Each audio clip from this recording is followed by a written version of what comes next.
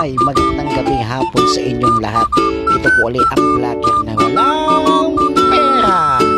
Ito po, habang kumakain kami, may hindi kami inaasahang pangyayari. Yung bunso ko, yung babae niya yan. Ayun yung bida, yung tumayo.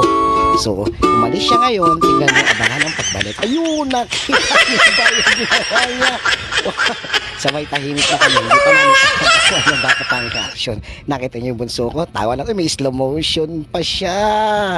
At sakto, at di inaasahan, doon pa humarap sa camera. Ang galing, di ba?